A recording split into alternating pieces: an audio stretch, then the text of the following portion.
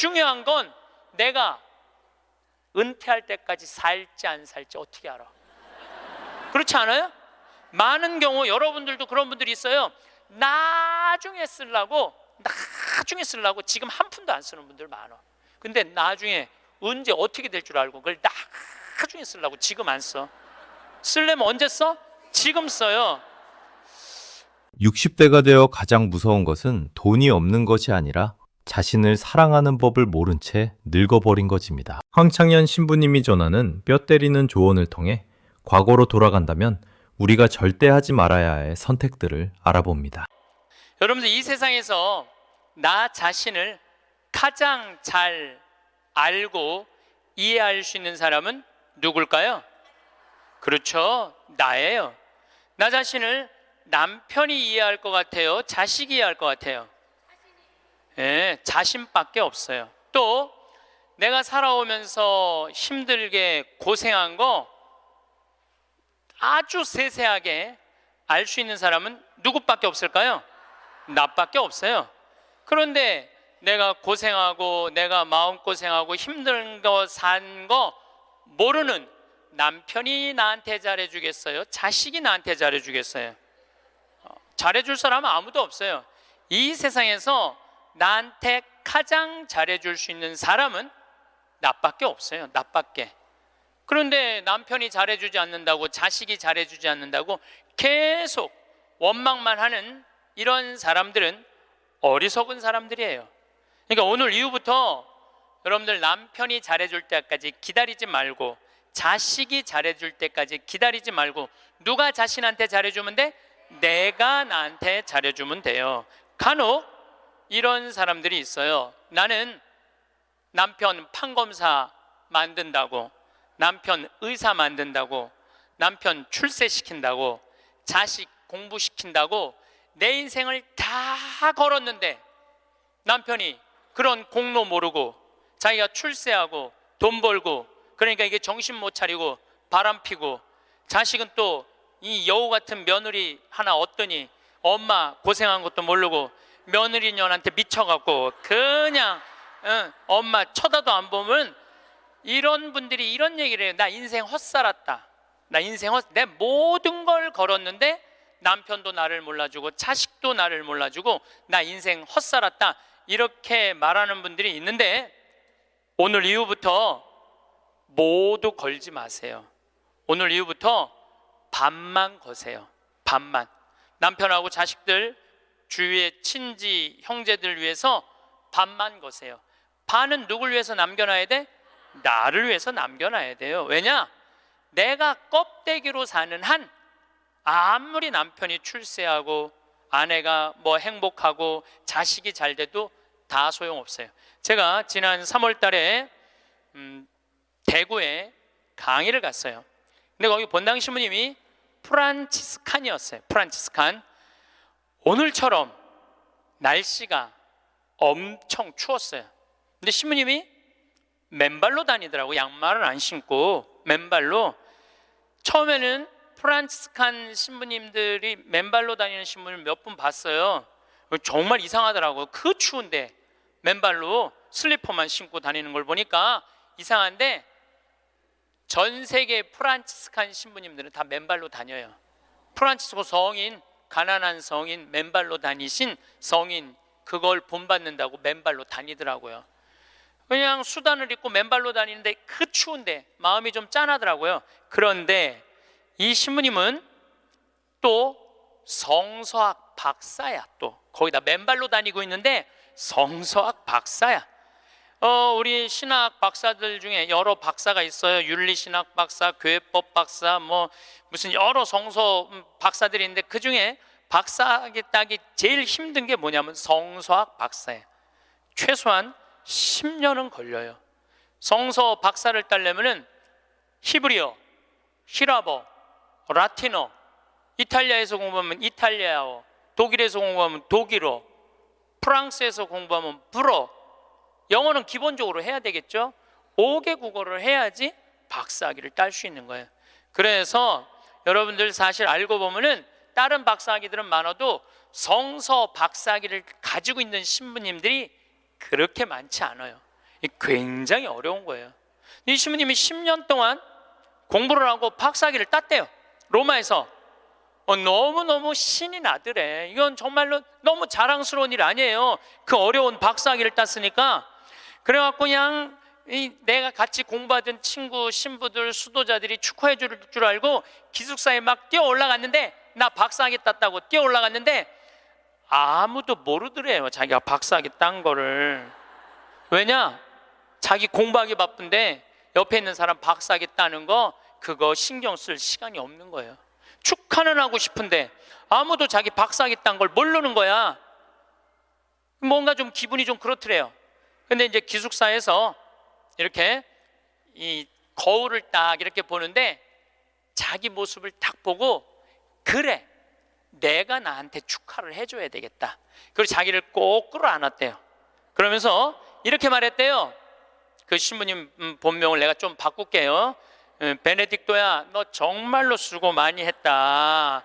너 10년 동안 얼마나 애 많이 썼느냐. 그 자기를 이렇게 토닥토닥 거려줬대요. 우리 부관장 신부님도 로마에서 공부하고 온 신부님인데 유학이 얼마나 힘드냐면은 그 뭐 음식이 마저 언어가 제대로 돼. 공부를 이렇게 하다가 보면은 눈물이 그냥 쭈르륵 떨어진대요. 너무너무 힘들어서. 근데 그렇게 박사학위를 땄는데 축하해주는 사람 하나도 없다고, 나 고생했는데 알아주는 사람 하나 없다고 청승 떨고 남 원망한들 남이 알아줘요? 아무도 안 알아줘요. 그러니까 누가 축하해줘야 돼? 내가 축하해줘야 돼. 저도 이렇게 인생을 이렇게 돌아보면 나 정말로 애 많이 썼어요. 살면서 애 많이 썼어요. 내가 처음 막 본당 신부 평택 비전동에 갔을 때 내가 본당 신부가 됐는데 주교님이 본당 분가하자마자 평택 안성 고속도로 옆에 진살이라는 동네가 있었어요. 근데 거기는 아무것도 안 들어왔어. 성당 분가하라고 명령이 떨어졌어요. 떨어졌는데 막 신설성당인데 돈이 어디 있어요. 명령은 떨어졌고.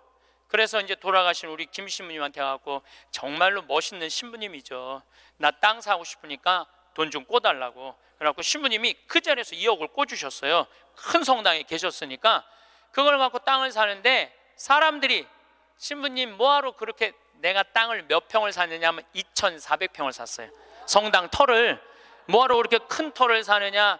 그런데 성당 터는요, 한 번 사놓으면 1,000년이든 2,000년이든 가는 거야. 그거 뭐 300평 400평 그거 힘들게 귀양 살 거 세게. 그래서 근데 그때는 20년 전에는 땅값이 거기가 평당 16만 원밖에 안 했어요. 그러니까 2,000평 2,400평 살만 했죠. 그래갖고 이제 정말로 다른 사람들 반대도 많은데 내가 주님의 교회 세운다고 그래갖고 이제 땅을 다 사놓고 땅값 다 정리했죠. 그런데 20년이 지난 지금 그 성당은 2,400평이니까 공원이야, 공원. 성당이. 그리고 그 근처에 아파트가 다 들어와 갖고 그건 너무너무 좋다는 거예요. 그런데 지금 그 성당의 교우들이 내가 그렇게 마음고생해서 땅 산 거 알 것 같아요? 모를 것 같아요? 몰라요. 알 수가 없어요. 그러면은 내가 그 진사리 교우들 내가 그렇게 힘들게 땅 사고 신축하라고 돈도 7억씩이나 줬는데, 땅값 다 주고 돈도 다 줬는데 그거 모른다고 내가 원망한들, 그 내가 어리석은 거예요? 모르는 사람들이 어리석은 거예요? 내가 어리석은 거예요. 그런데 저는 그런 생각해요. 야, 창현아, 너 정말로 애 많이 썼다. 그렇게 좋은 성당터 사갖고 아무도 모르고 누구만 알아? 나만 알아. 그럼 누가 위로해줘야 돼? 내가 위로해줘야 돼요. 그 내가 두 번째 성당은 능평이라는 성당 갔는데, 성당 터를 딱 받았는데 600평 터를 받았는데 길이 없는 땅을 산 거야. 뭔가 잘못돼 갖고 거기다 성당을 지으려고 그러니 교우들이 너무너무 마음이 아픈 거예요. 그래서 또 내가 또 한 성질 하거든요. 교구청에 뛰어 올라가갖고 길도 없는 데다 분가를 하고 이게 뭐냐 하고 난리를 쳐갖고 돈을 받아갖고 그 능평 성당도 2,400평을 샀어요. 제가 15년 전에 능평 성당에. 그래서 요즘은 그 동네가 땅값이 뛰어갖고 뭐 수백만 원이래 평당. 근데 2,400평을 그때 샀으니까 참. 그런데 그거 지금 그 능평성당 교우들이 내가 그렇게 마음고생하면서 산 거 알 것 같아, 모를 것 같아요? 몰라. 모르는데 그거 모른다고 내가 섭섭하다 그러고 내가 고생한 거 아무도 알아주는 사람 없다고 그렇게 남 원망만 하면 내 자신이요 웃기지도 않는 거예요. 내가 하느님의 교회, 하느님의 땅, 그리고 내가 땅을 삼으로 해서 수많은 교우들이 10년, 15년 지난 그 교우들이 거기서 행복공원 같은 성당에서 삼은 그걸로 됐지. 남이 굳이 알아줘야 돼? 그렇지 않아요? 대신 나는 나한테 이런 말을 해요. 너 참 기특하다.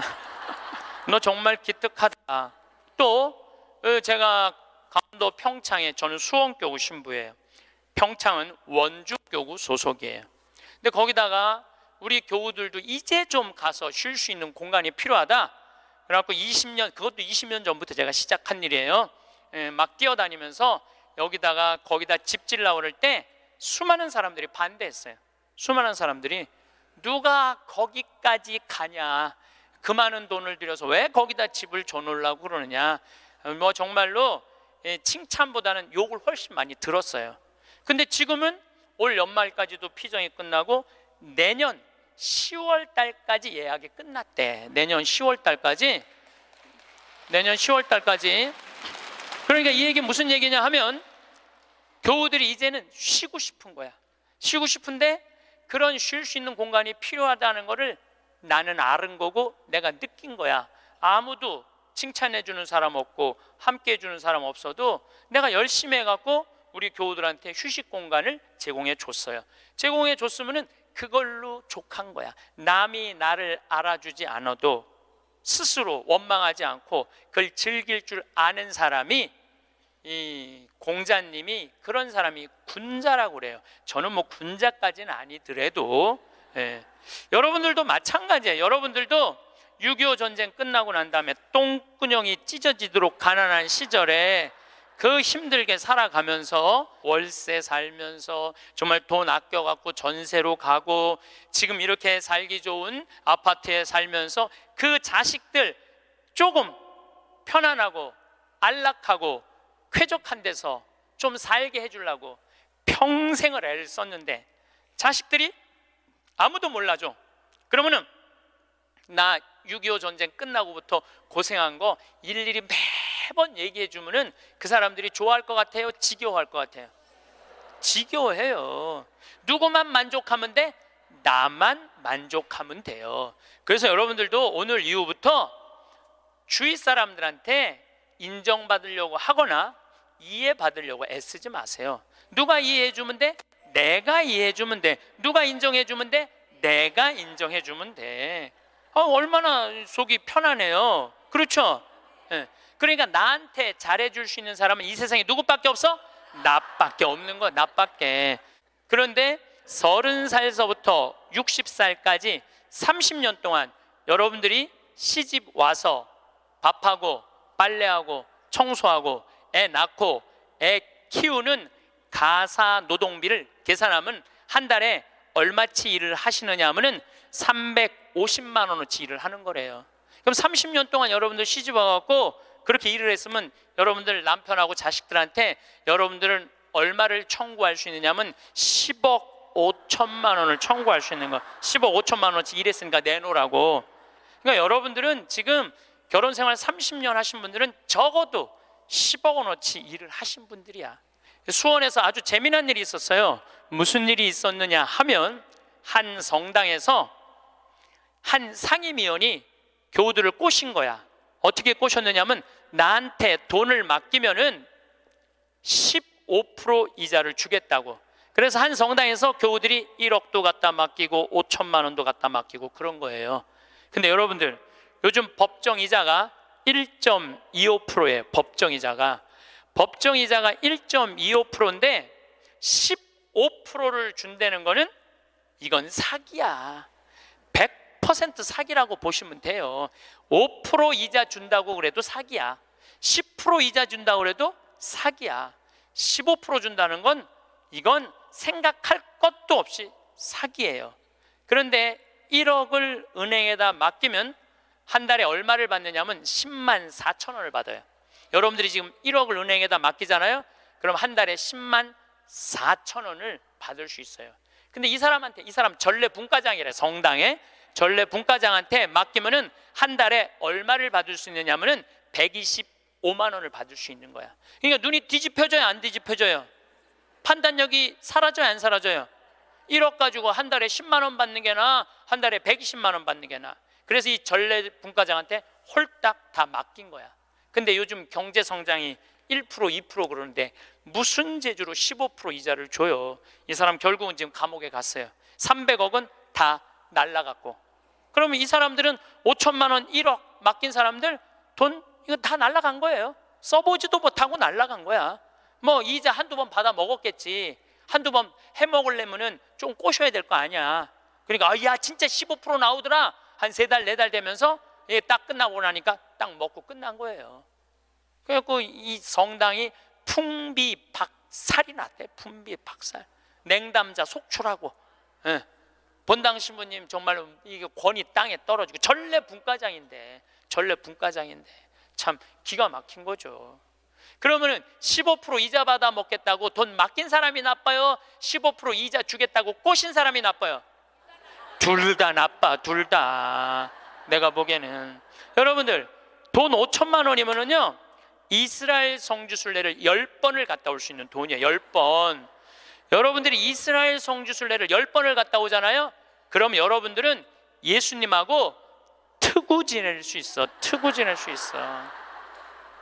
내가 이스라엘 성지순례를 지금 5번 갔다 왔거든요. 그것도 3번은 도보 성지순례로 갔다 왔어요. 이스라엘에서 차 안 타고 다니고 다 걸어 다녔어요. 나자렛에서부터 가나까지 걷는 거예요. 한 20km 돼. 그러니까 성모님, 예수님하고 성모님 가나 혼인잔치 갈 때 성모님 나귀에 태우고 예수님 걸어서 어머니 모시고 그 아마 가까운 친척 됐겠죠. 가갖고 하고 그 다 걸은 거야. 또 가나에서부터 갈릴리아까지 한 40km 돼. 그것도 다 걸었어. 이게 걸어보니까요 성서 말씀이 거의 튀어나와 나한테. 너무너무 좋더라고요. 5번 걸어보니까 예수님하고 나는 지금 어떤 상태냐면 거의 틀라고 그래 지금. 거의 틀라고 그래. 예수님하고 거의 틀라고 그래. 근데 성서강이라면서 병 고치는 얘기를 하는데 나는 치유의 은사가 없다. 고민을 했어요. 기도를 했어요. 하느님 뭔가 좀 치유를 하고 싶은데 이게 손에서 뭐가 나와야지 이게 치유를 해줄 거 아니냐. 그랬더니 하느님이 하시는 말씀이 꼭 네 손으로 해야 되느냐. 네 손으로. 의사 손 빌리면 안 되느냐. 그래갖고 내가 가톨릭 의료원에 연락했어요. 빈센트 병원에 연락해갖고 뭐라고 그랬냐면은 정말로 수술하면 꼭 나을 수 있는데 돈이 없는 사람 나한테 연락해라. 그래갖고 강의 끝나고 난 다음에 강의로 기분 좋으면은 강사료 다 내라. 한 600명 들어오는 데니까 한 600만 원 모아지겠지. 그리고 만약에 모자라면 내 인쇄 있잖아. 책 파는 거, CD 파는 거. 그게 어마어마하거든요. 그거 뭐 할 거야? 내가 마누라가 있어, 자식이 있어. 그거 해갖고 12명을 선정을 해서 지금 찾고 있어요. 그런데 내가 어린아이를 찾아달라고 그러니까 그 병원에서 그러는 거야. 신부님 이제 우리나라가 시스템이 잘 돼 있어갖고 돈 없는데 심장병 어린애들은 다 고쳐준대요. 재단이 많아서. 그러니까 애들은 신부님이 안 고쳐줘도 된대. 야 우리나라 좋은 나라야 보니까. 그러면은 일반인들도 웬만한 제도에 걸리면은 다 고쳐줄 수 있대요. 근데 누가 잘 어려우냐면 외국인 노동자들, 그 사각지대에 있는 사람들, 그런 사람들이 정말로 수술하면 날 수 있는 사람들인데 돈이 없어서 못하는 사람이 있다는 거. 골라라. 아니 여러분들 꼭 치유를 안수기도로 해갖고 꼭 고쳐줘야 돼? 이게 날지 안 날지도 모르는데 이걸 눌러갖고 이게 차라리 의사 손 빌려갖고 확실하게 고쳐주는 게 낫지 않아요? 그렇죠? 그래서 내년에는 제가 3월 8일부터 강의하면서 한 사람씩 고쳐주고 싶어요. 의사 손을 빌려서 여러분들 인생에 있어서 가장 중요한 거는 먹고 마시고 노는 일이에요. 만약에 여러분들이 먹지도 않고 마시지도 않고 놀지도 않으신다면 여러분들은 헛사는 거예요. 먹고 마시고 놀아야지 인생을 제대로 사는 거예요. 이거는 예수님도 그러셨고 소크라테스도 그랬고 공자님도 그랬고 부처님도 그랬어요. 다. 근데 이분들은 1억 모은다고 먹지도 마시지도 놀지도 않은 거야. 근데 앞으로도 못 쓰는 거예요. 그럼 이분들은 가슴에 피멍이 드는 거예요. 그리고 이분들 뭐라고 그럴 것 같아? 내가 성당 나갔더니 사기꾼밖에 없더라. 믿을 놈 한 놈도 없더라. 하느님이 있긴 어디 있느냐. 그리고 냉담할 거야. 하느님 버리고 돈 버리고 자기 마음 버리는 거죠. 그리고 하느님이 언제 15% 이자 주는데 투자라고 그랬어? 왜 하느님 탓을 해? 자기가 잘못하고. 이게 이 사람이 왜 이런 일을 벌였을까요? 욕심 때문에 그래요. 욕심. 여러분들이 인생에 있어서 넘어질 때 언제 넘어지는 줄 알아요? 욕심 때문에 넘어지는 거예요. 최순실이 왜 넘어졌는 줄 알아요? 욕심 때문에 넘어진 거예요. 욕심 때문에. 그냥 대통령 옆에 친한 위로자로 남았으면 아름다운 사람으로 끝났을 거야. 그런데 이게 옆에 대통령 친구라고 친하다고 대통령이 믿는다고 그걸 갖고 욕심을 부리고 온 나라를 말아먹었으니까 이 사람은 용서하기가 쉽지 않은 거예요. 욕심이 우리 인생을 망가뜨리는 거예요. 욕심이. 저는 그 신학교 있을 때 너무너무 배가 고프더라고. 1학년 때 우리는 간식이 없었어요. 아침, 점심, 저녁만 먹으면 땡이야. 근데 뭐 우리 선배 신부님들 지금 70, 80 되신 신부님들은 그 정말로 똥구멍이 찢어지게 가난할 때 신학교 생활했을 때 먹을 게 너무 없어갖고 도토리 막 먹고 그랬대요.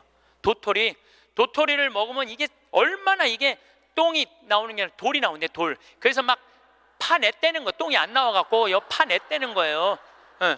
뭐 우리는 그 정도는 아니더라도 그래도 뭐 저녁 10시쯤 되면 배고파요. 그러니까 외출할 때 뭐를 사갖고 오느냐면은 식빵을 사갖고 와요. 배고플 때 먹으려고 식빵을. 그리고 이제 또 바깥에다 놓으면 얘네들이 왔다 갔다 다 먹어버리잖아. 친구 신학생들이. 그래서 아주 옷장 깊숙이 감춰놔요. 혼자 먹으려고 옷장 깊숙이 감춰놔. 그런데 신학교 생활이 얼마나 바빠요. 이리 뛰고 저리 뛰다 보면은 주일날 사놓는데 수요일날 배고플 때 생각이 나는 거야. 식빵 사다 놓은 게 생각이 나는 거야. 아, 식빵 사다 놨지? 그래갖고 이제 옷장을 딱 열어보면 식빵이 곰팡이가 들어있는 거예요. 너도 못 먹고 나도 못 먹는 거예요. 그래서 제가 생각을 했어요.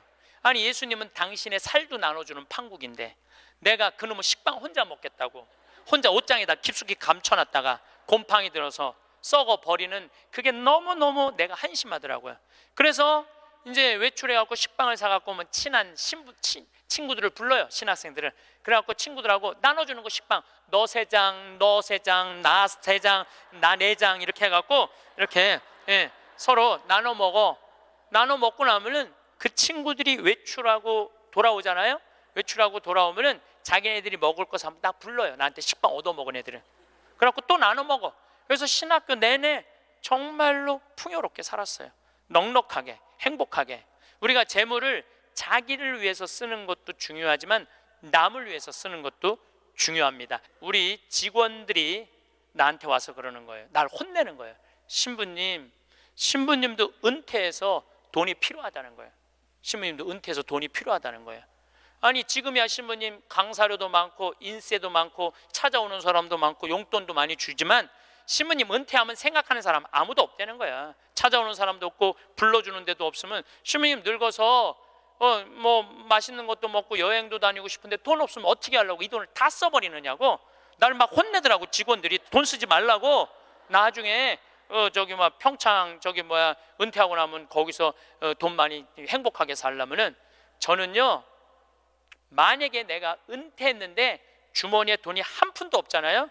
그럼 난 어떻게 할 거냐면은 사제관에 가만히 앉아 있을 거야. 돈 없는데 어떻게 그냥 사제관에 가만히 앉아 있어야지. 그런데 문제는 20년 후에 돈을 쓰려고 지금 신나는 일이 너무 많은데, 재미난 일이 너무 많은데, 의미 있는 일이 너무 많은데, 그 20년 후에 쓰려고, 그거를 나중에 쓰려고 내가 이걸 가지고 있다면은 나는 그렇게 살고 싶지는 않다는 거예요. 지금 먹고 마시고 쓰고 놀고 나눠줄 거 다 나눠주고 막 쓰다가 70살 돼갖고 은퇴했는데 돈이 없으면 어떻게 해? 가만히 있으면 돼. 그걸 뭐 걱정을 하고 막 혼을 내고 그러더라고 나한테. 그리고 중요한 건 내가 은퇴할 때까지 살지 안 살지 어떻게 알아? 그렇지 않아요? 많은 경우 여러분들도 그런 분들이 있어요. 나중에 쓰려고 지금 한 푼도 안 쓰는 분들 많아. 근데 나중에 언제 어떻게 될 줄 알고 그걸 나중에 쓰려고 지금 안 써. 쓰려면 언제 써? 지금 써요. 보통 여러분들 여행을 다니면은 이 유럽 여행 한번 가면 400만 원 정도 들잖아요. 400만 원 정도 들면은 평생 한번 가는 거잖아요. 여러분들 자식이 뭐 보내주든 뭐 개를 모아갖고 가든. 그래갖고 이제 한 60대 신분들이 여행을 떠나. 유럽으로 로마, 파리 막 베드로 성전 가. 근데 딱 비행기에 타갖고 버스를 딱 타면 가이드가 이런 말을 합니다. 여러분들 이제 내리면 여기 팁이 굉장히 중요하다고. 딱 버스에서 내리면 벨보이들이 짐을, 여행용 가방을 호텔 방까지 했을 때 팁을 1달러를 주시는 게 예의라고. 또 호텔에서 나올 때 그 침실 정리하고 침대 정리하는 사람들에서 1달러 그거 주는 게 예의라고. 그럼 이때부터 머리가 복잡하기 시작을 해요. 이때부터 머리가 복잡한 거예요. 그래갖고 이제 딱 버스에서 내렸는데 가이드 말대로 막 애들이 막 와갖고 막 가방을 막 들어. 그러면은 이 60대 할머니가 한마디 해요. 이거 놔두라고. 내가 들고 간다고. 내가. 그런 게 그렇게 주는 게 아까우면은 그런 분들은 그냥 가지 말고 집에 가만히 있어. 돌아다니는 어딜 돌아다녀. 쓸 때는 멋있게 쓰고 안 쓸 땐 안 쓰면 되는 거예요. 제가 이번에 여름에 미국을 갔다 왔어요. 근데 미국을 갔는데 나한테 정말로 잘하는 형제들이 몇 있어요. 나하고 나이대가 비슷해. 근데 니콜라스라고 나보다 한 3-4살 많은 친구가 있는데 너무너무 유쾌한 친구예요. 근데 이 친구는 음식을 참 잘해요. 근데 식당을 하는데 우리나라 사람을 상대하는 식당이 아니고 정말 백인들, 돈 많은 사람들이 와서 먹는 식당을 운영을 해요. 그래갖고 거기다 와인도 탁탁탁 놓고 자기네들고 홀에서 춤도 추고 그런 식당이야. 그런데 이제 나를 그 음식을 대접하고 싶은데 주위에서 그러는 거야. 신부님 그런데 비싼 데 가면 안 되니까 니네 집에 모시라고 그냥. 그래서 몇 년 만에 자기네 집으로 나를 초대를 했어요. 나를 호스트, 주인공으로 해서. 그래갖고 이제 한 10명 주위에 있는 그 친한 친구들 10명이 초대받아서 갔는데 자기 식당의 셰프, 주방장을 데리고 온 거예요. 근데 음식이 나오는데 정말로 맛있게 나오더라고. 정말 별로 먹어봤던 적이 없는 기가 막힌 음식들이 나와서 또 영어로 막 설명을 막 하는데 정말 맛있더라고요. 그래서 뭐 나는 뭐 딜리셔스 계속 이러면서 먹었죠. 계속 그랬는데 우리 니콜라스가 신부님 세계 모든 데 강의 다니고 많은 사람들 위로하고 그러니까 내가 오늘 특별하게 아끼는 와인을 내겠다는 거예요. 근데 와인이 나왔는데 그야말로 몇백만 원짜리 와인이 나온 거예요. 내가 가격을 여러분들 위화감 조성할까 봐 말을 안 할 건데 내 생태마을 월급 한 3달치 와인이 나온 거예요. 생태마을 월급. 그 와인 기가 막히 1995년 보르도산. 그때 굉장히 가물었대요. 그래갖고 이 포도가 이 흙을 빨아들이는 거야. 땅 힘을. 그 포도로 만든 와인은 가격이 아주 천양지차라는 거예요. 그거를 그냥 열몇 명이 이렇게 나도 이제 한 잔 반 먹고 고기하고 먹는데 정말로 특별하더라. 그 비싸서가 아니라 우리 니콜라스의 마음이 너무너무 특별하더라고요. 근데 그 다 공짜 아니에요. 공짜잖아요. 그런데 이제 거기 셰프가 왔다 갔다 하는데 내가 주인으로서 뭔가 좀 기분 고맙다는 표시를 해야 돼갖고 셰프를 불렀어요. 팁을 줘야 되겠다. 그래서 이제 속으로 고민을 했죠. 가슴이 심장이 쫄깃쫄깃했지. $50를 줄까 100달러를 줄까. 그런데 결국은 이제 $50를 줬어요. $50를 딱 줬는데 너무너무 그 백인 셰프가 고맙다고 그러더라고요. 그래서 난 지금 후회돼. 왜 $100를 못 주고 그걸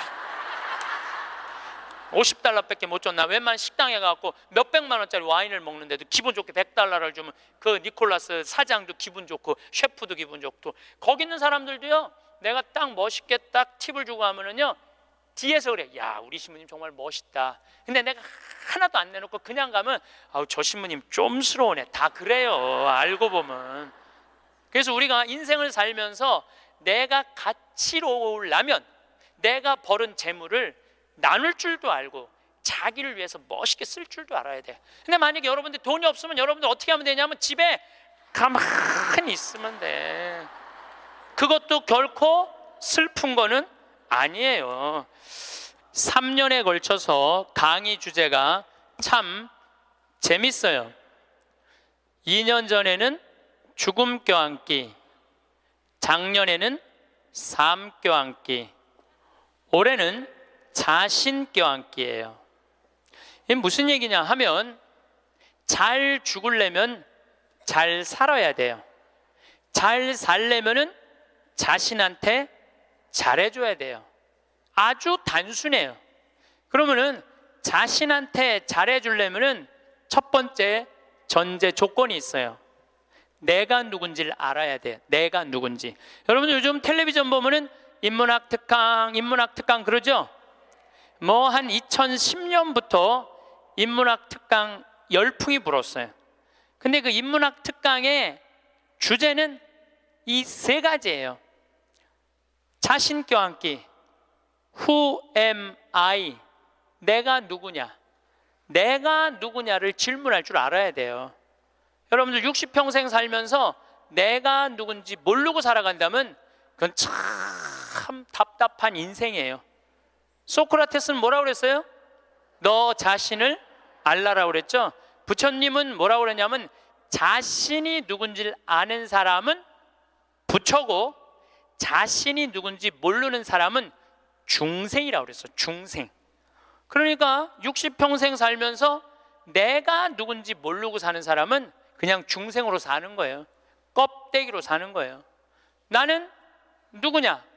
나는 천주교 사제다. 하늘나라의 기쁨을 전하는 사람이다.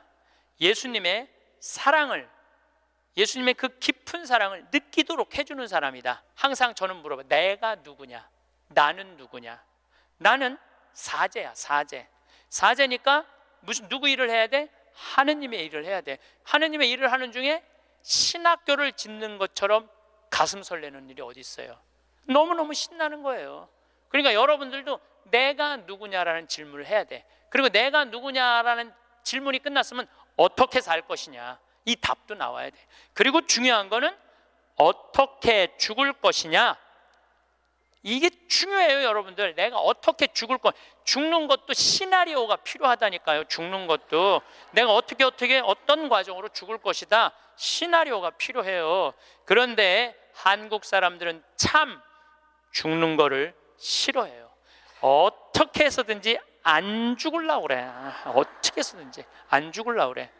만약에 우리 동네에 공동묘지가 들어온다면 난리도 아니야. 왜? 우리는 죽음에 대해서 부정적이거든요. 죽음은 어둠이라고 생각하고 절망이라고 생각하고 영원한 어둠이라고 생각을 해. 그러니까 만약에 우리 동네에 공동묘지가 들어온다 그러면은 난리도 아니야. 이건 뭐 막 이 결사반대 막 그냥 어떻게 결사반대 깨물어 갖고 막 결사반 6.25는 난리도 아니야. 그러니까 우리는 삶과 죽음이 분리되어 있는 거예요. 근데 한국 사람들은 또 단일 민족이라 이상하게 죽는 날은 다른데 보고 싶은 날은, 죽은 사람 보고 싶은 날은 온 국민이 똑같은 날 보고 싶어. 4월 5일 한식날 그냥 죽은 사람 보러 다닌다고 난리도, 그 6.25는 난리도 아니야. 그것도 보면은 그냥 막히고 난리도 아니야. 보면은 왜 죽는 날은 다른데 보고 싶은 날은 같은지 몰라. 근데 우리는요, 하여튼 죽음에 대해서 부정적이에요. 그런데 여러분들, 죽는 거 무서워할 필요 하나 없어요. 죽기 전까지는 절대 안 죽을 것이고 죽을 때 되면 그냥 행복하게 가면 되죠. 그러니까 죽음에 대해서 두려워하지 마세요. 그래도 죽는 게 싫어. 왜 죽는 게 싫으냐 하면 사랑하는 사람과의 이별 때문에 그래요. 죽으면은 더 이상 사랑하는 남편 못 보고, 사랑하는 아내 못 보고, 사랑하는 부모님 못 보고, 자식 못 보니까. 그것도 뒤집어 보면은 또한 답답해요. 왜냐하면 살아있을 때는 소, 닭 쳐다보다가 꼭 죽고 나면 영정사진 앞에서 통곡을 하고 우는 거예요. 왜 벌써 죽느냐고, 조금만 더 살았으면 내가 잘해줬을 텐데 라고 우는 사람들이 참 많아요. 내가 본당 신부할 때 평택에 있었을 때 70 먹은 중풍 걸린 할머니가 한 분 계셨어요. 근데 이 할머니가 내가 한 달에 한 번 갈 때마다 이런 말을 해요. 신부님, 한 달에 한 번 나 찾아오는 건 신부님밖에 없다고. 아들이 하나 있는데 10년째 한 번도 안 찾아왔다는 거예요. 10년째. 네 할머니가 돌아가셨어요. 초상집에 갔는데 그 영정사진 앞에서 통곡을 하고 우는 자식이 하나 있더라고요. 10년째 한 번도 안 온 자식. 뭐라고 우느냐면은, 어머니 왜 기다려주지 않고 벌써 돌아가셨느냐고. 조금만 더 기다렸으면 내가 돈 벌어서 어머니 효도할 텐데 왜 내 마음을 몰라주고 왜 기다려주지 않고 벌써 돌아가셨느냐고. 나는 어떻게 하라고 이렇게 돌아가시느냐고 울며 불며 통곡을 하더라고요. 저는 그렇게 우는 자식을 이렇게 바라보면서 속으로 이런 생각이 들었어요. 너는 10년 후에 엄마가 80에 죽어도 똑같이 말할 자식이야. 10년 후에 똑같이 말할 자식이에요. 10년 후에 엄마가 80에 돌아가도 어머니 왜 기다려주지 않고 벌써 돌아가셨느냐고, 조금만 더 살았으면 내가 돈 벌어서 효도할 텐데 라고 말할 자식이에요. 혹시 여러분들 자식들 가운데 지금 손자 손녀 키운다고 먹고 살기 힘든다고 여러분들 찾아오지 않아? 그런 자식들이 이렇게 말해. 어머니 조금만 기다리세요. 내가 조금만 이 어려운 일 끝나고 나면 어머니 잘 모실 테니까 조금만 기다리세요 라고 말하는 자식이 나중에 정말로 효도할 거라고 믿고 있다면 어린 밤 푸너치도 없는 기대를 하고 있는 거예요. 지금 효도하지 않는 자식은 나중에도 효도하지 않아요. 그러니까 잘해주려면 언제 잘해줘? 지금 잘해줘요. 혹시 여러분들 남편들 가운데 술 좋아하는 남편이 있어. 근데 술 먹고 결국은 술 때문에 죽었어. 그러면은 그 남편 앞에서 이렇게 우는 자매들이 있어요. 이렇게 죽을 줄 알았으면 그 좋아하는 술이라도 한번 마음 놓고 먹게 할 걸. 이렇게 말하는 자매 있어요. 아니, 내 손 붙잡고 얘기하는 자매가 몇 있었어요. 신부님, 이렇게 죽을 줄 알았으면 그렇게 구박 안 하고 술이라도 마음껏 먹게 할 걸. 너무 후회된다고.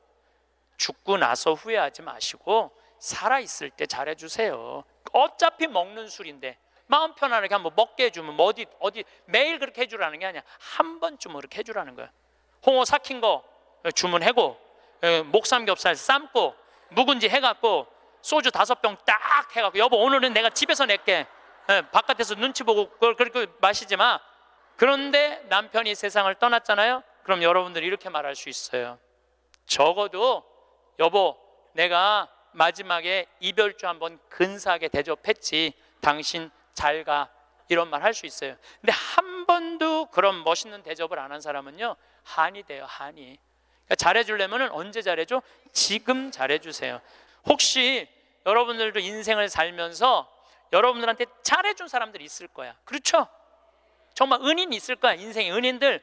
정말로 고맙다고 생각을 한다면 나중에 잘해주지 말고 지금 이스라엘 성지순례 티켓을 하나 끊어주든지, 아니면 이미자 콘서트를 끊어주든지 하세요. 내가 마음을 표현할 때 사람이 행복한 거예요. 그래서 나중에 잘해주지 마세요. 잘해주려면 언제 잘해줘? 지금 잘해주세요. 지금.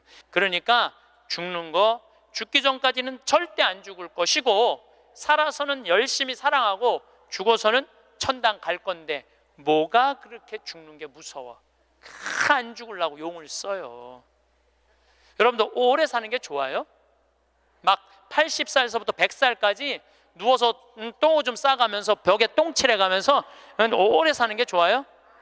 네가 누군지 내가 누군지도 모르면서 자식들 서로 네가 모실 거냐 내가 모실 거냐 하면서 원수 만들어가면서 오래 사는 게 좋아요?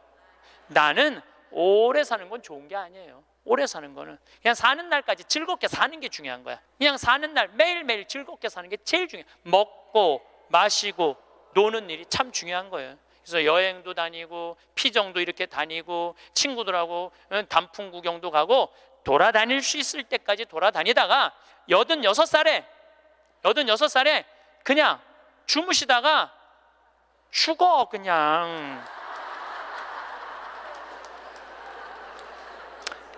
100살까지 건강하시면 안 죽어도 돼요. 그런데 돈 쓰는 거 아까워 갖고, 돈 쓰는 거 무서워 갖고 쓰지도 못하고 뒷방에 쭈그리고 앉아서, 그러면 어떻게 되는 줄 아세요? 다리에 힘 풀리면 누워서 똥오줌 싸요. 너도 피해주고 나도 피해주는 거야. 그런 사람들이 힘든 거예요. 그냥 건강하게 움직이는 사람은 사는 날까지 건강하게 살 수 있어요. 행복하게 살 수 있어요. 그렇게 살으라는 거예요. 저는 여러분들이 사는 날까지 즐겁게 살기를 바라는 거예요. 사는 날까지. 저는 6년 전에 위암 수술을 했어요. 위를 3분의 2를 잘라냈어요. 근데 제가 6년 전 4월 6일 날 수술을 했는데 2월 달에 진단을 받았어요. 2월 달에 진단을 받았는데 내가 수녀님한테 그랬어요. 수술 날짜가 언제냐? 4월 6일이라고. 내가 4월 3일까지 사순 특강 잡아놓은 스케줄이 있으니까 4월 3일까지 강의를 하겠다. 그리고 4월 3일 날 병원에 들어가겠다. 수술하고 3일 지나고 나서 조치를 별로 취하는 게 없더라고. 요즘은 더 이상 조치 취할 거 있느냐? 없대. 난 퇴원해야 되겠다. 수술 강의가 많아서. 그래서 나갔어요. 근데 수녀님이 또 전화 왔어. 신부님, 죽는 거 무섭지 않냐는 거예요. 죽는 거. 난들 왜 죽는 게 안 무서웠겠어? 이렇게 멀쩡하게 강의하고 저녁에 사제관에 가갖고는 누워서 죽으면 어떻게 하나 고민했죠. 근데 내가 46 인생을 돌아보니까 50개 나라를 다녔어요. 하고 싶은 대로 다 하고 산 거예요. 그리고 2개 본당 신부, 평택 비전동, 경기도 광주 능평 본당 신부 하면서 교우들 원 없이 사랑했고 사랑받았고, 또 평창에 들어와서 생태마을 꾸며서 수많은 정말 외롭고 힘든 사람들 와서 행복 느끼고 삶이 변하고, 뭐 우리나라 교우들만 전 세계에 있는 우리 교우들도 많이 오고, 우리 천주교 신자만 개신교, 불교, 비신자들도 많이 와서 행복을 느끼고, 이러면 됐지. 그냥 떠나도 되겠더라고요. 딱 마음에 하나 걸리는 게 있었어요. 부모님 앞서가는 거. 불효 중에 최고의 불효는 뭐예요? 부모님 앞서는 거예요. 나는 우리 어머니 아버지가 너무 오래 살아. 죽고 싶어도 부모 때문에 못 죽어. 죽고 싶어도 부모 때문에 못 죽어요. 그래서 전 수술할 때까지 집에 안 알렸어요. 1달 반 동안 안 알려서 뭐 좋다고 알려. 수술할 때도 교구청의 관리국장, 우리 지금은 이제 천진남에 가셨지만 관리국장님한테 연락하고 사인하라고 그랬어요. 뭐 집 떠났는데 뭐 부모가 와서 사인을 해. 나이가 어려? 뭐가 어려? 그래갖고 교구청에서 사인하고 수술하고, 수술 끝나고 내 얘기 다른 사람한테 들을까 봐 그때 말씀드렸어요. 부모님 외에는 언제든지 떠날 수 있어요. 여러분들도 떠날 준비를 하셔야 돼요. 그래서 여러분들, 제가 요즘 이 강의 때문에 자료를 좀 보니까 참 중요한 얘기예요. 여러분들 자식들하고 나 의식이 없으면은 어떻게 하라고 얘기해 줘야 돼요. 이따가 죽었어. 그러면은 어떤 자식은 수술을 해야 된다, 어떤 자식은 그냥 놔두자 이러면서 자기네들끼리 또 싸워. 그래서 아까 말씀드렸듯이 죽음에는 시나리오가 필요해요. 내가 어떤 과정으로 죽어갈 것이냐. 그래서 여러분들 죽음의 문제만 해결되면요, 사는 문제도 그렇게 어렵지 않습니다. 제가 마지막 아름다운 노년을 위해라는 글을 마침 기도로 바치겠습니다. 우리는 살아오다 어느 날 문득 노년을 보내고 있는 자신을 발견하게 된다. 머리카락은 희끗희끗 반백이 되어 있고 생각과 말과 몸은 마음같이 움직이지 않고, 자신보다 훨씬 커버린 자녀들은 사회인이 되었고 영원히 함께 있을 것 같았던 그들이었건만 이내 하나둘 우리들의 품을 떠나가며 어느새 결혼을 하여 아빠 엄마가 되어 있다. 100년을 함께 살자고 맹세했던 부부는 오랜 세월을 살아오면서 어쩔 수 없이 늙어가는 서로를 바라보며 노년을 보낸다. 가족을 너무 의지하지 마라. 그렇다고 가족의 중요성을 무시하라는 것은 아니다. 움직일 수 있는 한 나 아닌 다른 사람을 의지하는 건 절대 금물이다. 자신의 노년은 그 어느 누구도 대신해 주지 않는다. 당신이 진정으로 후회 없는 노년을 보내려거든 자신의 것을 스스로 개발하고 스스로 챙겨라. 그리고 반드시 한두 가지의 취미 생활을 가져라. 산이 좋으면 산에 올라 세상을 한번 호령해보고, 물이 좋으면 강가에 앉아 낚시를 해라. 운동이 좋으면 어느 운동이든 땀이 나도록 하고, 책을 좋아하면 열심히 책을 읽고 글을 써라. 자식들에게 너무 기대하지 마라. 자식에게서 받은 상처나 배신감은 쉽게 치유가 되지 않기 때문이다. 부모를 만족시켜주는 자식은 그렇게 많지 않다. 기대가 큰 자식일수록 부모의 마음을 아프게 한다. 악처가 효자보다 낫다는 옛말은 참고할 만하니 식어가는 부부간의 사랑을 되찾아 뜨겁게 하라. 그리고 이 나이는 사랑보다 겹겹이 쌓여진 묵은 정으로 서로의 등을 씻어주며 사는 것이 아니겠는가.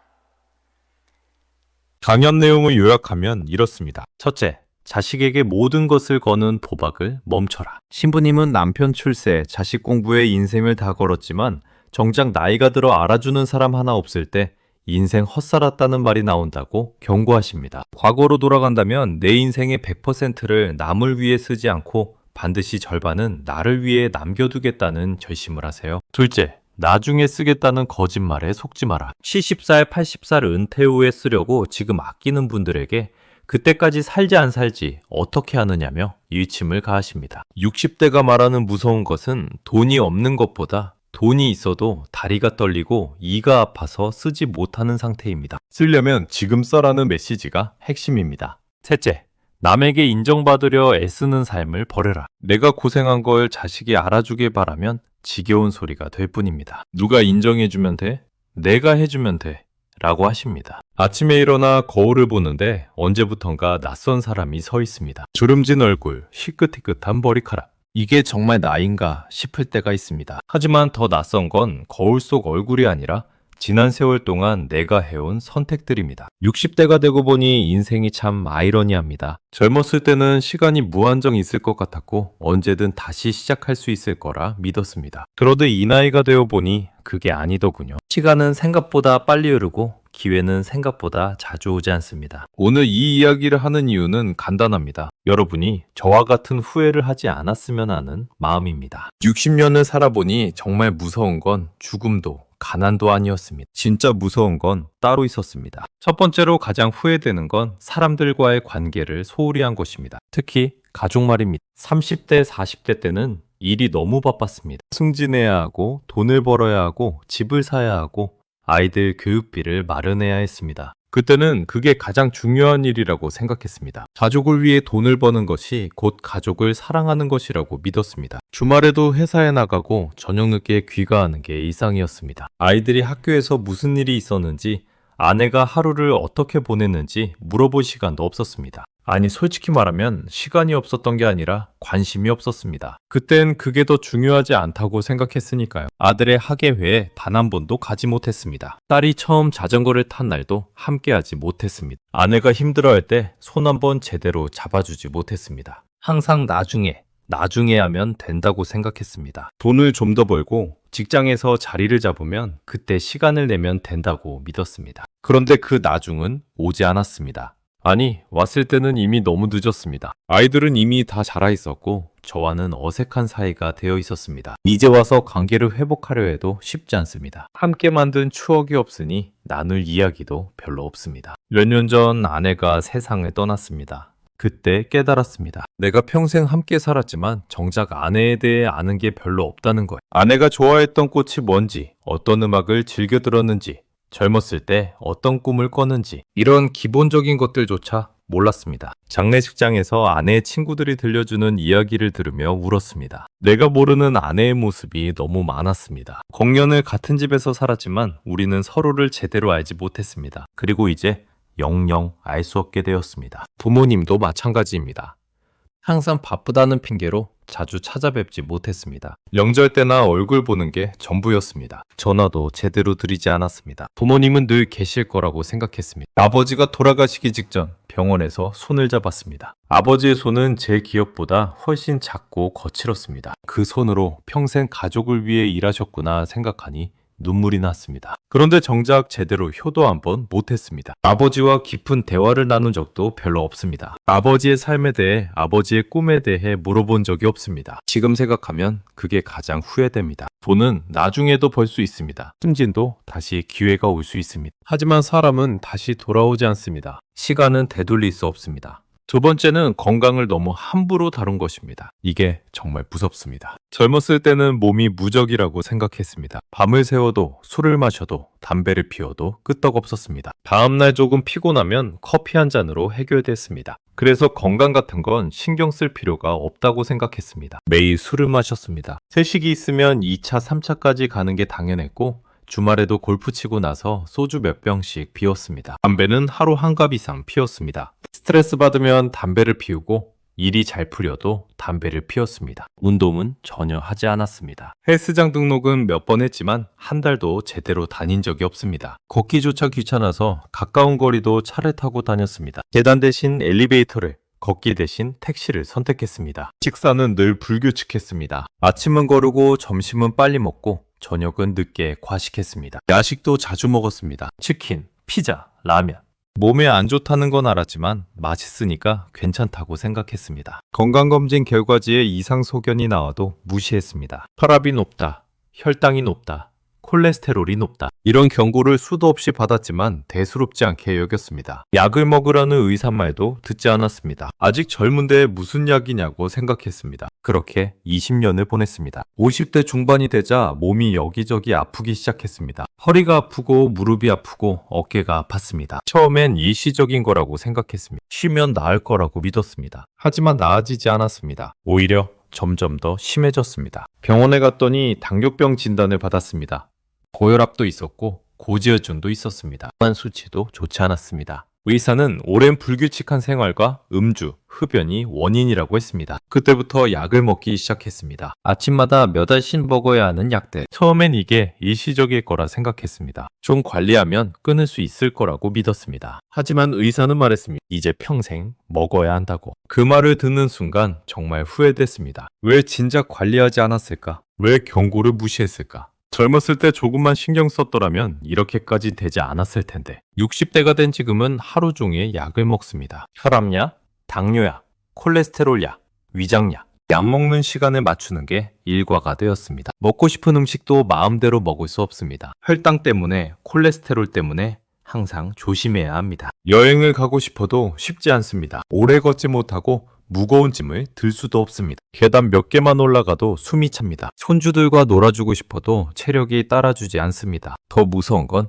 이게 끝이 아니라는 점입니다. 당뇨 합병증으로 시력이 나빠지고 있습니다. 신장 기능도 떨어지고 있다고 합니다. 의사는 앞으로 더 조심해야 한다고, 상태가 악화될 수 있다고 경고합니다. 건강은 한 번 망가지면 되돌릴 수 없습니다. 젊었을 때는 이 사실을 몰랐습니다. 아니, 알았어도 심각하게 받아들이지 않았습니다. 하지만 지금은 압니다. 건강이야말로 가장 소중한 자산이라는 걸. 돈이 아무리 많아도, 지위가 아무리 높아도 건강하지 않으면 아무 의미가 없다는 걸. 세 번째는 내 꿈을 너무 쉽게 포기한 것입니다. 젊었을 때는 꿈이 많았습니다. 작가가 되고 싶었고, 세계여행을 하고 싶었고, 기타를 배우고 싶었습니다. 작은 카페를 운영하며 여유롭게 살고 싶다는 꿈도 있었습니다. 하지만 현실은 달랐습니다. 대학을 졸업하고 취업을 해야 했습니다. 안정적인 직장, 괜찮은 월급이 중요했습니다. 주변 사람들은 모두 대기업에 들어가거나 공무원이 되려고 했습니다. 저도 그래야 한다고 생각했습니다. 꿈? 그건 나중에 이루면 된다고 생각했습니다. 일단 돈을 모으고 기반을 잡으면 그때 하고 싶은 걸 하면 된다고 믿었습니다. 그래서 하기 싫은 일도 참고 했고 맞지 않는 직장도 다녔습니다. 모두 나중을 위해서였습니다. 결혼하고 아이가 태어나자 더 현실적이 되었습니다. 꿈 같은 건 사치라고 생각했습니다. 가장으로서 책임을 다하는 게 먼저였습니다. 아이 교육비, 주택자금 대출, 노후 준비, 현실적으로 생각해야 할 것들이 너무 많았습니다. 주말마다 쓰던 소설도 그만뒀습니다. 타놓고 한 번도 치지 못한 기타는 결국 창고에 처박혔습니다. 여행 계획은 매번 미뤄졌습니다. 항상 다음 기회, 내년에 퇴직하고 나서 하면 된다고 생각했습니다. 그렇게 30년이 흘렀습니다. 어느새 정년퇴직을 하고 60대가 되었습니다. 이제 시간이 생겼습니다. 드디어 하고 싶었던 걸 할 수 있게 되었습니다. 그런데 문제가 있습니다. 이제는 하고 싶지 않다는 것입니다. 소설을 쓰고 싶었지만 30년간 한 줄도 쓰지 않았더니 이제는 무슨 이야기를 써야 할지 모르겠습니다. 세계 여행을 하고 싶었지만 체력이 따라주지 않습니다. 기타를 배우고 싶었지만 손가락이 뻣뻣해서 코드를 잡기가 힘듭니다. 더 슬픈 건 열정이 사라졌다는 점입니다. 젊었을 때는 그렇게 하고 싶었는데 이제는 그냥 관심이 없습니다. 꿈을 미루는 동안 꿈 자체가 사라진 것입니다. 이게 정말 무섭습니다. 주변을 보면 저와 비슷한 사람들이 많습니다. 정년퇴직하고 나서야 하고 싶었던 걸 하려고 하는데 이미 늦은 경우가 대부분입니다. 체력도 떨어지고 의욕도 없고 무엇보다 시간이 별로 남지 않았다는 생각에 압박감만 느낍니다. 가끔 생각합니다. 30대 때 일을 조금 줄이고 소설을 써볼 걸. 40대 때 무리해서라도 여행을 떠나볼 걸. 50대 때 기타 학원에라도 등록할 걸. 그랬다면 지금 이렇게 허무하지는 않았을 텐데. 물론 현실적인 이유들이 있었습니다. 돈 벌어야 하고 가족 먹여 살려야 하고 사회적 책임을 다해야 했습니다. 하지만 돌이켜보면 핑계였던 것 같습니다. 정말 하고 싶었다면 시간을 냈을 것입니다. 주말 몇 시간이라도 퇴근 후 1시간이라도 투자했을 것입니다. 진짜 문제는 우선순위였습니다. 저는 제 꿈을 가장 낮은 우선순위에 놓았습니다. 1. 가족, 사회적 지위, 돈 이런 것들이 항상 먼저였습니다. 제 꿈은 맨 마지막이었습니다. 그래서 결국 실현되지 못했습니다. 네 번째는 역설적이게도 돈에 너무 집착했다는 것입니다. 평생 돈을 벌기 위해 살았습니다. 더 많은 연봉을 받기 위해, 더 큰 집을 사기 위해, 더 좋은 차를 타기 위해 일했습니다. 돈이 있으면 행복할 거라고 믿었습니다. 경제적으로 여유로우면 모든 문제가 해결될 거라고 생각했습니다. 그래서 항상 불안했습니다. 돈이 부족할까봐, 노후가 불안할까봐, 아이들에게 물려줄 게 없을까봐 이런 불안감이 저를 끊임없이 몰아붙였습니다. 쉬고 싶어도 쉴 수 없었습니다. 더 벌어야 한다는 강박관념이 있었습니다. 주말에도 부업을 했고 투자에도 손을 댔습니다. 주식, 부동산, 각종 재테크 상품, 돈을 벌게 하려고 온갖 공부를 했습니다. 재테크 세미나에 다니고 책을 읽고 전문가 의견을 들었습니다. 물론 어느 정도 성공했습니다. 집도 여러 채 샀고 노후 자금도 모았습니다. 은퇴 후에도 경제적으로 큰 걱정은 없습니다. 수치로만 보면 성공한 인생입니다. 하지만 행복하지 않습니다. 이게 참 이상합니다. 평생 돈을 벌기 위해 살았는데 막상 돈이 생기니 별로 쓸 데가 없습니다. 큰 집에 혼자 살고 있고 좋은 차도 거의 타지 않습니다. 비싼 옷이나 시계도 이제는 관심이 없습니다. 더 큰 문제는 돈을 벌기 위해 포기한 것들입니다. 가족과의 시간, 친구들과의 우정, 취미생활, 건강 이 모든 걸 희생하며 돈을 벌었습니다. 그런데 그렇게 번 돈으로 이제 와서 무엇을 할 수 있을까요? 지나간 시간을 살 수는 없습니다. 죽은 사람을 되살릴 수도 없습니다. 망가진 건강을 완전히 회복할 수도 없습니다. 친구들도 거의 없습니다. 젊었을 때 인맥 관리랍시고 사귀었던 사람들은 대부분 이해관계로 맺어진 관계였습니다. 은퇴하고 나니 연락하는 사람이 거의 없습니다. 진짜 친구는 돈과 상관없이 함께 웃고 떠들 수 있는 사람인데 그런 친구를 만들 시간이 없었습니다. 아이들과의 관계도 어색합니다. 물질적으로는 부족함 없이 키웠습니다. 좋은 학교를 보냈고 유학도 보냈습니다. 하지만 정서적으로는 소통이 안 됩니다. 아이들은 저를 돈은 주지만 대화는 안 되는 사람으로 생각하는 것 같습니다. 60대가 되어 깨달았습니다. 돈은 필요하지만 전부가 아니라는 것을. 적당히 있으면 되는 거지 그 이상은 큰 의미가 없다는 것을. 정작 중요한 건 돈으로 살 수 없는 것들이라는 것을. 지금 통장에는 돈이 꽤 있습니다. 하지만 그 돈을 함께 쓸 사람이 없습니다. 가족과 여행을 가고 싶지만 다들 바쁩니다. 친구들과 골프를 치고 싶지만 건강이 안 좋아서 못 칩니다. 손주들에게 용돈을 주고 싶지만 아이들은 돈 말고 할아버지가 함께 놀아주기를 원합니다. 그런데 그럴 체력이 없습니다. 결국 돈은 수단이지 목적이 아니었는데 저는 그걸 목적으로 삼고 살았습니다. 그래서 정작 중요한 것들을 놓쳤습니다. 이것이 가장 큰 후회입니다. 다섯 번째는 남의 시선을 너무 의식하며 살았다는 것입니다. 평생 남들이 어떻게 생각할까 신경 쓰며 살았습니다. 좋은 대학을 나와야 하고 좋은 직장에 다녀야 하고 좋은 동네에 살아야 했습니다. 모두 남들 보기에 괜찮아야 한다는 생각에서 나온 선택들이었습니다. 차를 살 때도 남들 눈치를 봤습니다. 너무 싼 차를 사면 뭐라고 할까봐. 그렇다고 너무 비싼 차를 사면 잘난 척 한다고 할까봐 항상 적당한 선을 유지하려고 했었습니다. 옷도 마찬가지였습니다. 유행에 뒤떨어지면 안 된다고 생각했습니다. 명품은 아니어도 적당히 괜찮아 보이는 브랜드를 입어야 했습니다. 동창회나 모임에 갈 때면 어떤 옷을 입을까 고민했습니다. 아이들 교육도 마찬가지였습니다. 남들 다 시키는 학원은 우리 아이도 보내야 한다고 생각했습니다. 영어, 수학, 피아노, 태권도. 정작 아이가 원하는지는 중요하지 않았습니다. 남들이 시키니까 안 시키면 뒤처질 것 같아서 시켰습니다. SNS가 생기고 나서는 더 심해졌습니다. 맛있는 음식을 먹으면 사진을 찍어 올려야 했고 여행을 가면 인증샷을 남겨야 했습니다. 진짜 즐기는 게 아니라 남들에게 보여주기 위해 하는 것 같았습니다. 가장 후회되는 건 진짜 하고 싶은 일을 못했다는 것입니다. 예를 들어 요리를 배우고 싶었습니다. 하지만 남자가 요리를 배우면 이상하게 볼까봐 하지 못했습니다. 춤을 배우고 싶었습니다.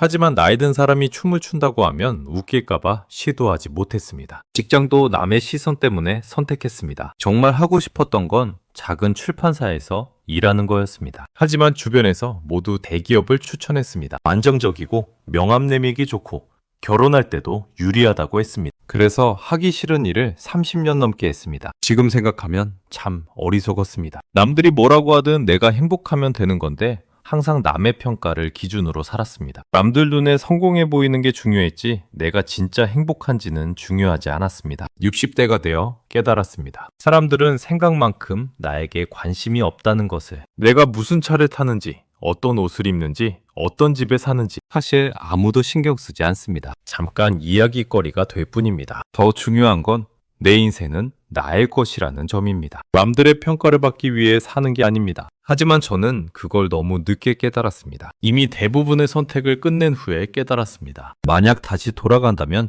남들 시선은 신경 쓰지 않을 것입니다. 하고 싶은 걸 하고, 입고 싶은 옷을 입고, 만나고 싶은 사람을 만날 것입니다. 이상하게 보이든 말든 상관없습니다. 중요한 건 나의 행복이니까요. 이제 글을 마무리할 시간입니다. 60년을 살아보니 진짜 무서운 건 따로 있었습니다. 죽음이 무섭지 않은 건 아닙니다. 가난이 두렵지 않은 것도 아닙니다. 하지만 그것보다 더 무서운 건 후회입니다. 되돌릴 수 없다는 것, 다시 기회가 오지 않는다. 이게 정말 무섭습니다. 살아가는 사람들과 함께하지 못한 시간, 건강을 돌보지 않은 젊은 날들, 포기한 꿈들, 돈에 집착하며 놓친 것들, 남의 시선 때문에 하지 못한 일들, 이 모든 게 지금은 후회로 남아 있습니다. 그래서 젊은 분들에게 말하고 싶습니다. 지금 당장 사랑하는 사람들에게 시간을 내주세요. 바쁘다는 핑계로 미루지 마세요. 나중이란 건 생각보다 빨리 오고 왔을 때는 이미 늦은 경우가 많습니다. 건강을 챙기세요. 젊다고 방심하지 마세요.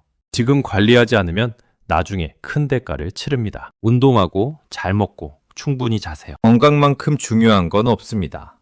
하고 싶은 일이 있다면 지금 시작하세요. 완벽한 타이밍은 오지 않습니다. 돈이 더 생기면, 시간이 더 나면, 준비가 더 되면 이런 생각으로 미루다 보면 영영 못하게 됩니다. 돈도 중요하지만 그게 전부는 아닙니다. 적당히 벌고 적당히 쓰고 적당히 저축하세요. 그것보다 더 중요한 건 돈으로 살 수 없는 것들입니다. 사랑, 우정, 경험, 추억 이런 것들에 투자하세요. 그리고 남의 시선은 신경 쓰지 마세요. 어차피 내 인생은 내가 사는 겁니다. 남들이 뭐라고 하든 내가 행복하면 그만입니다. 하고 싶은 걸 하세요. 용기를 내세요. 과거로 돌아갈 수는 없습니다. 하지만 여러분은 아직 시간이 있습니다. 제가 했던 실수를 반복하지 마세요. 후회하지 않을 선택을 하세요. 60대가 되어 거울을 보며 웃을 수 있는 사람이 되세요. 후회가 아니라 만족으로 가득 찬 인생을 사세요. 그게 제가 이 이야기를 하는 이유입니다. 시간은 흐릅니다. 되돌릴 수 없습니다. 그러니 지금 이 순간을 소중히 여기세요. 살아가는 사람에게 전화하세요. 건강검진 예약을 하세요. 미뤄뒀던 꿈을 꺼내보세요. 통장 잔고보다 오늘의 행복을 선택하세요. 남의 시선이 아니라 내 마음을 따르세요. 그렇게 사는 게 진짜 성공한 인생입니다. 60대가 되어서야 깨달은 이 진실을 여러분은 지금 알게 되었습니다. 이제 선택은 여러분의 몫입니다. 후회 없는 삶을 사시길 바랍니다.